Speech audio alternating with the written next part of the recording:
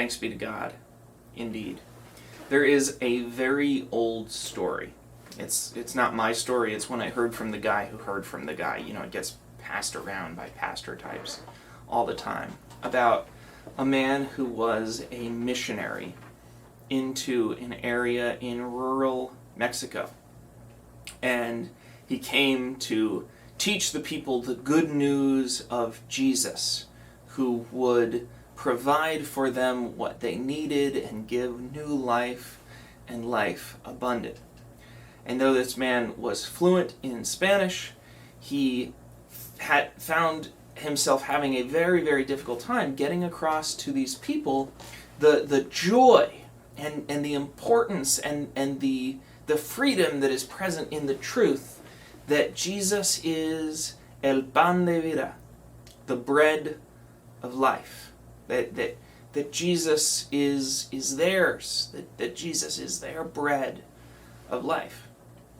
And over time, in discussion with the community, engaging with people, he came to realize that the image they had in their head when he used the Spanish word for bread, pan, was incorrect. To those people who lived in rural Mexico, they knew what bread was. I mean, these weren't ignorant farmers who just had no idea about how the world works. But pan was like, you know, something you eat when you go to the city.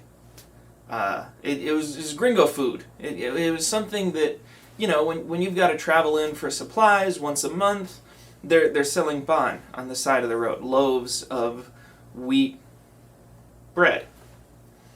Well, the next week, that preacher came up to the pulpit and explained to the people that Jesus was la tortilla de vida, the tortilla of life. See, Jesus wasn't the fancy ritual special thing of life. Jesus was the tortilla of life, the bread of life. And people suddenly understood with this new translation, oh, a tortilla. Oh yeah, I eat tortillas every day, 3 times a day. You're saying that Jesus is my grain staple. Jesus is the source of virtually all my calories. Jesus is the thing that encapsulates everything that I take in to myself. Jesus is what I rely on. Not wheat, but corn. Masa that's made into tortillas. If Jesus is the tortilla de vida rather than the pan de vida, that means a very, very different thing. Jesus, in the Gospels, often isn't speaking literally. This is especially true in the Gospel of John. Jesus uses a bunch of metaphors, and the king of these metaphors is the I am statement. He does this 7 times in the Gospel of John. He says, I am the bread of life. I am the true vine. I am the gate for the sheep, and the way, truth, and the life. And I'm the bread of life. And what he means to the people when he shares that I'm the bread of life is not, as the religious leaders begin to debate and argue amongst himself, that Jesus is made of wheat, that he's like I picture the Wichita State University Shocker mascot, or the Pillsbury Doughboy.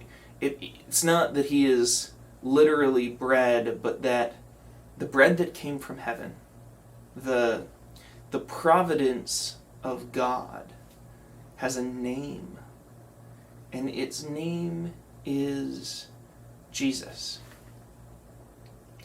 So at this time when we are back to basics, we as a community find ourselves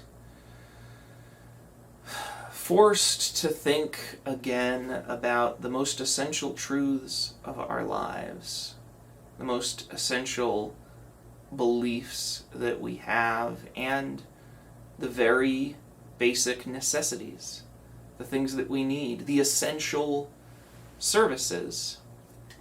It's a great time to revisit Jesus' statement that he is essential. The bread and the water. That's me, says Jesus. And it's a great time to remember that that statement exists within a historical context. You know, the Book of Order has a really great line. It says that the bread that should be served should be common to the culture of the people. When we serve communion, we have wine and we have bread, and we always want that bread to be bread that's familiar to the people who are going to eat the bread. Because the statement about being the bread of life is a statement about Jesus being not special bread, not fancy bread, but daily bread, everyday bread, that bread on which we rely.